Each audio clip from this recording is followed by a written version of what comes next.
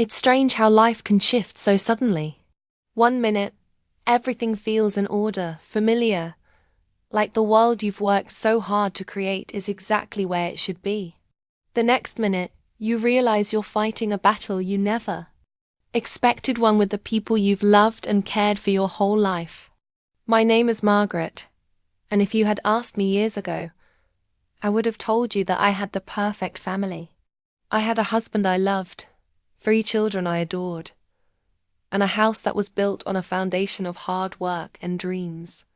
It wasn't just any house, it was our house, the one my husband James and I had envisioned together from the very start. Every brick, every room, every detail was a reflection of our lives, of what we had achieved together.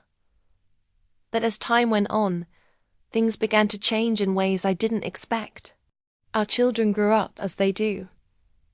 But with each year that passed, I started to notice a subtle shift in their behavior. My once sweet, respectful kids began to act as though they had outgrown me, like they no longer needed me in the way they had when they were younger. At first, it was small things. Lavra, my eldest, came to me one evening, after years of living independently, and said she was going through a tough time. She had separated from her husband, and their divorce had been a messy one. Naturally, I welcomed her back into the house with open arms. It was the least I could do for my daughter, who had always been so kind and thoughtful. I thought that having her close again would be a blessing for both of us, a way to reconnect. However, what started as a temporary arrangement quickly turned into something much longer. I didn't mind after all. She was my daughter, and I wanted to support her. But soon I began to feel like the guest in my own home. It wasn't that Lavra wasn't appreciative, but something began to shift in her attitude. She started acting as if she was in charge, deciding when and how the house should be run. The tone in her voice became sharper, more authoritative, as though she had forgotten I was the one who made the decisions in this house for the past 2 decades. I let it go at first. I told myself it was just the stress of her divorce, that she was going through a tough time and might not realize how her words affected me. But then Michael, my second-born, who had always been so quiet and respectful, started exhibiting similar behavior. He would make snide remarks about how things should be done around the house, often commenting on the way I kept things, or the rules I had set for the children. It was subtle at first, little digs here and there, but they were enough to make me question everything I had done. One evening, when James and I were sitting in the living room watching television, I overheard Michael and Lavra talking in the kitchen. They were talking about the house and how I needed to relax and let them take charge. I wasn't supposed to hear it, but I did, and it stung. "They don't understand, Lavra," Michael said. "She's stuck in the past. She thinks she's still in charge just because she's the one who kept everything together. But we're adults now. We don't need her telling us what to do." At that moment, I felt a wave of betrayal rush over me. I don't need her telling me what to do. I've been the one making the tough decisions all these years. I've raised them, worked my fingers to the bone to make sure they had everything they needed. I tried to shake it off, but the words lingered in my mind. I knew things weren't the same, but hearing them say it aloud was like a slap in the face. The house that I had built, the one that had been a symbol of all my hard work and love, was now a place where my children no longer respected my role as the one who kept everything together. Things didn't improve. In fact, they started getting worse. Lavra had been staying with us for months, and although I didn't mind helping her, I began to feel like an outsider in my own home. She would have friends over all the time, loud, rowdy gatherings that stretched late into the night. She'd come into the kitchen and start rearranging things, as though she was setting things up the way she liked them. And when I asked her to lower the volume or tone things down, she brushed it off, claiming that I was being too strict. It wasn't just the noise. It was the small, biting remarks she made about how I ran the house. I'm not blind, I could see she didn't agree with how I managed things. She would comment on the food I cooked, the way I organized the schedule, and even how I kept the house. You know, you could do things a little differently, she'd say with a smirk. This place could use a little update. Then, Michael started doing the same thing. He would ask me why I was still handling all the bills, or comment on how I was spending money. Mum, you should really think about how you manage things. You've been in control of everything for so long. Maybe it's time to let go a little. It all came to a head one evening. I had cooked a nice dinner for the family, but as the evening went on, the tension in the house became unbearable. Lavra had invited a few of her friends over, and they were loud, drinking wine, gossiping, and playing music well past the time I had planned to go to bed. I had asked them to quiet down, but it only led to more eye rolls and sarcastic remarks. Michael joined in, agreeing that I should relax and stop being so uptight. I knew this wasn't just about noise, it was about something deeper. It was about their growing belief that they had outgrown me. They had begun to see me as someone who was holding them back, someone who was still trying to run the household when they were adults now. And it seemed like they were losing respect for me. As I stood there in the kitchen that night, listening to them dismiss me, something inside me snapped. I was the one who had raised them. I was the one who had taught them right from wrong. I had spent countless hours making sure they had what they needed, giving them the life they had now. But in that moment they acted like they were in charge, like they were the ones who had worked for everything, as if they didn't owe me anything. After dinner, I went to my room, trying to collect myself. I was hurt. I was confused. And above all, I was angry. How had I come to this? How had my children, whom I had given everything to, lost all sense of respect for me? It wasn't until the next morning that I finally saw what this had become. I woke up to find a note from Lavra. It was sitting on the kitchen counter, next to a cup of coffee I had made. As I read it, my heart sank. The note said, "Mum, we need to talk about the way things are around here. You're not in charge anymore. You need to realize that we're adults now, and it's time for you to let go." I couldn't believe what I was reading. Not in charge anymore. I had spent decades running this house, making sure everything was taken care of. I had sacrificed everything for them. And now, they were telling me I didn't matter. The words stung like nothing I'd ever felt. I had always done everything for them, always tried to give them the best of everything. But now I was being told that my place in the family no longer mattered. The house that I had worked so hard to create was no longer my house. It was their house now, and I was no longer the mistress of it. The moment I read Laura's note, something inside me shifted. It wasn't just anger or frustration. It was a deep, unsettling realization that I had allowed things to go too far. My children, the ones I had raised with so much love and sacrifice, were now treating me as if I were a relic of the past, someone to be dismissed and forgotten. They were telling me in no uncertain terms that I was no longer the mistress of my own home. And as much as I wanted to pretend that it didn't hurt, I knew deep down that it cut deeper than anything I had ever experienced. For days, I walked around the house in a daze, feeling like a stranger in my own life. The house that I had worked so hard to build, the place that had been a sanctuary for my family, suddenly felt cold and unwelcoming. The walls that once held laughter, warmth, and love now seemed to echo with the weight of betrayal. It wasn't just the disrespectful comments or the rebellious attitudes. It was the overwhelming feeling that I had lost control, lost my sense of purpose. But as the days went on, I realized that I couldn't just sit back and let it all slip away. I had to stand my ground. I had spent my entire life building this family raising my children, making sure they had everything they needed.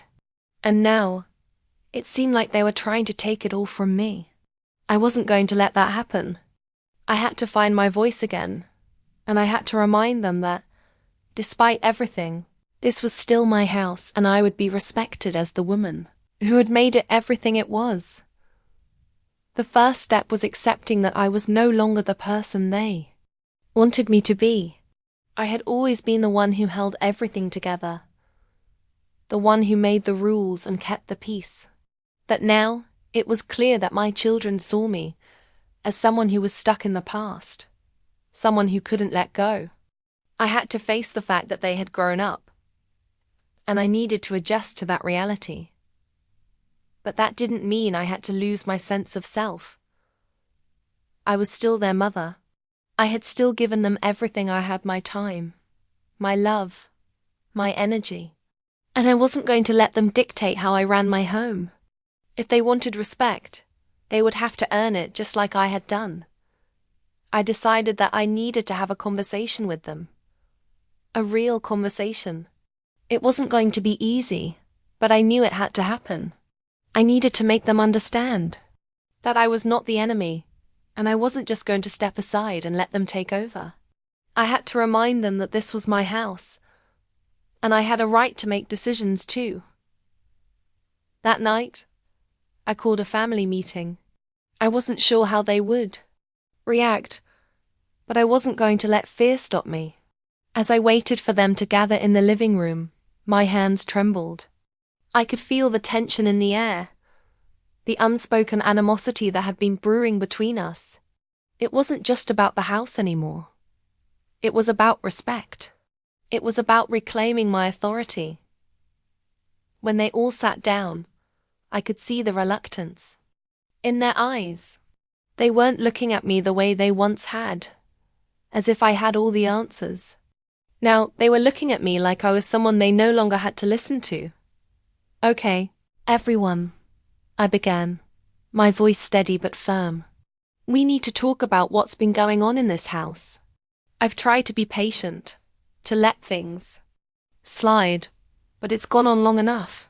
I won't be disrespected in my own home, and I'm not going to just sit back and watch you all take over." I could see the surprise on their faces, but I wasn't going to back down. I've spent years taking care of this family. I've made decisions for all of you, sacrificed for all of you. And now I'm being told that I'm no longer in charge, that I don't matter anymore. Lavra opened her mouth to speak, but I held up my hand, silencing her. "I'm not done. You may be adults now, but that doesn't mean you can disregard the things that I've worked so hard to build. This house, this home, it didn't just appear overnight. It didn't just happen. I built this life for you, and you're not going to come in here and tell me how it's going to be run." The room was quiet, and I could see the discomfort in their eyes. They were no longer in control of the situation, and for the first time in a long time, I felt the weight of authority returning to me. "I'm not saying you can't have your own opinions or your own ways of doing things," I continued. "But you need to respect me, respect what I've done. If you want to stay here, you need to follow the rules. If you don't like the rules, you're welcome to leave. I'm done with being treated like I don't matter." The silence in the room was deafening. I could tell they were shocked. They hadn't expected me to stand up for myself like this. They thought I would just roll over and let them take over. But I wasn't going to let that happen. Michael was the first to speak. "Mom, we didn't mean it like that. We just thought—" "No," I interrupted. "You did mean it like that. You've been undermining me for months. You've been trying to make me feel like I don't belong here anymore. And that ends tonight." Lavra, who had been quiet up until that point, spoke up. "Mom, we didn't want to disrespect you. We just thought it was time for things to change. You've always been in charge, and we thought maybe it was time for us to take some control." "I get that," I said, my voice softer now. "But this is my house, I'm not asking for control. I'm asking for respect. I'm still your mother. And this is still my home. If you want to stay here, we need to work together. But I'm not going to tolerate being disrespected in my own space anymore. They didn't know how to respond. They weren't used to me being so direct, so firm. For so long, I had let them walk all over me, thinking I had to be the one to give in. But now, I was standing my ground. And for the first time in a long time, I saw a glimmer of understanding in their eyes. The meeting ended with no immediate resolution, but I could feel a shift in the air. It wasn't going to be easy. They weren't going to change overnight. But I had taken the first step. I had stood up for myself. And I had reminded them that I wasn't just some passive figure in their lives. I was their mother, and I was still in charge of my house. The decision to kick my children out of the house was not one I made lightly.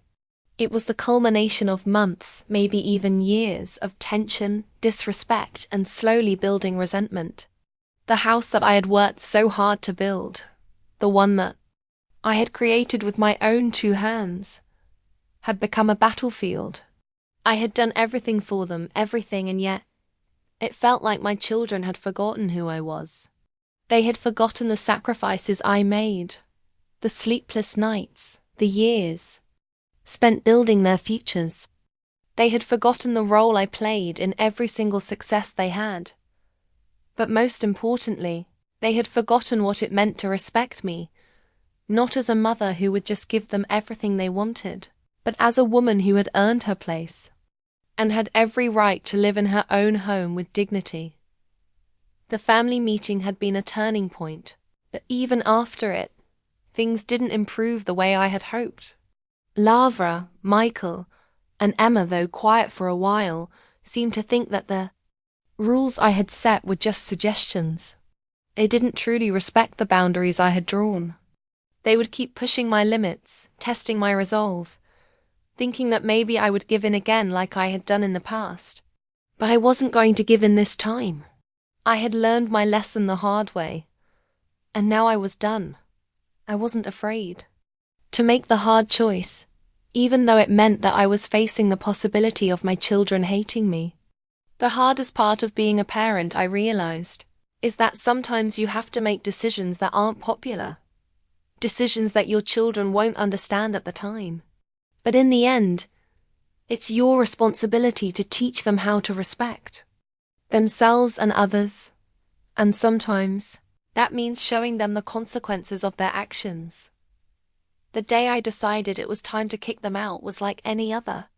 I had just returned from work, and the house was chaotic as usual. Laura's friends were once again gathered in the living room, laughing and drinking, and Michael was sprawled across the couch, his feet on the coffee table, looking completely at ease as though nothing was wrong. The noise was unbearable. The clutter was piling up, and I couldn't ignore it any longer. I walked through the house, feeling like a guest in my own life. In my own space. It was time to take control. I walked into the living room and stood in front of the television, blocking their view. Laura's friends stared at me, looking surprised, but Laura and Michael barely glanced up. It was as though they had grown so used to this disrespectful environment that they didn't even think about how their actions affected me. Lavra, I said, my voice steady but filled with authority. Michael, Emma, we need to talk. Lavra rolled her eyes, but I didn't let that deter me. It's time for you all to leave. The room fell into silence. I could see the shock on their faces, especially Michael's. He opened his mouth to say something, but I cut him off. Before he could speak, I've had enough, I continued. You've all been disrespectful, and I've asked repeatedly for you to follow the rules. I'm done letting you push me around.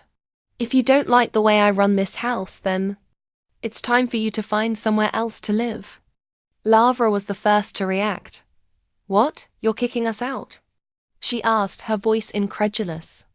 Yes, I replied firmly. I am. I gave you a chance to respect the boundaries I set, but you've ignored them. Now, the time has come for you to face the consequences. You're adults now. You're all old enough to find your own way. I can't keep doing this. This is my home and I'm taking back control. For a moment there was complete silence. It was as though they didn't know how to process what I had just said. They were used to me giving in, to me letting things slide, to me always being the one who took the higher road. But not anymore. Michael stood up from the couch, his expression one of disbelief.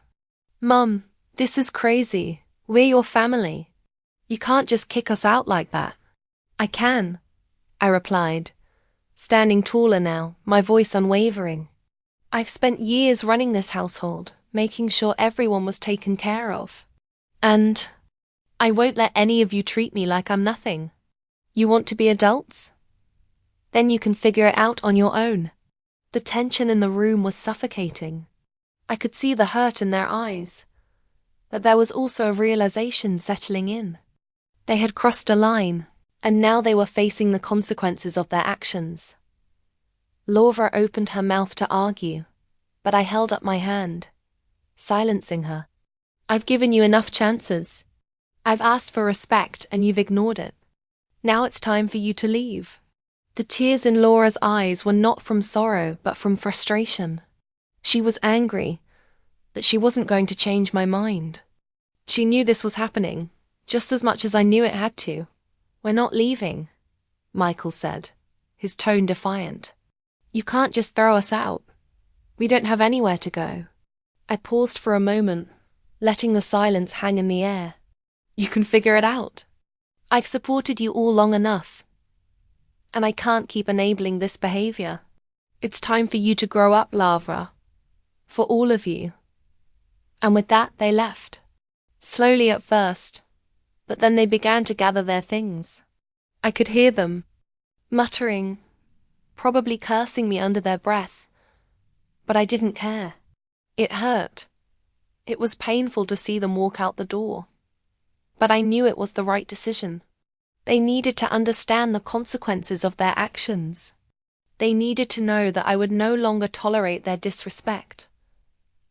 The days following their departure were the strangest I had ever known. The house was quiet, eerily so. For the first time in years, it felt like I could breathe again. There was no arguing, no disrespect, no tension in the air. But it also felt empty. The silence was overwhelming.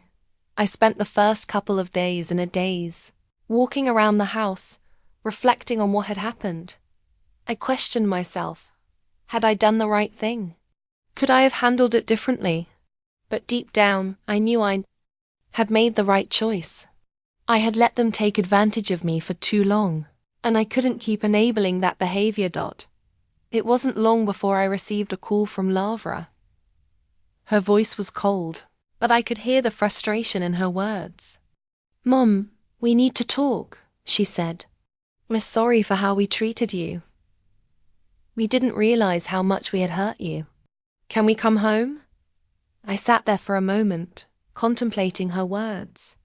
I knew that they were finally beginning to understand, but I wasn't sure if I was ready to let them back into my home. Not yet. I love you, Lavra, I said softly. But you need to prove that you respect me. I'm not going to let you walk all over me again.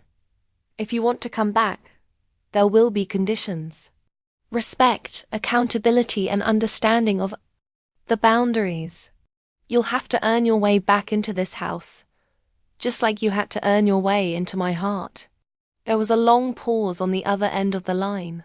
Finally, Lavra spoke, her voice softer than it had been in days. I understand, Mom. We'll do whatever it takes. We're sorry. It wasn't an easy journey after that. The road to rebuilding my relationship with my children was long, and there were still bumps along the way. But as time passed, we all began to see the value in the changes that had been made. My children grew to understand that respect wasn't something that was given freely, it was earned, and it had to be mutual. In the end, I was able to reclaim my life, my space, and my dignity.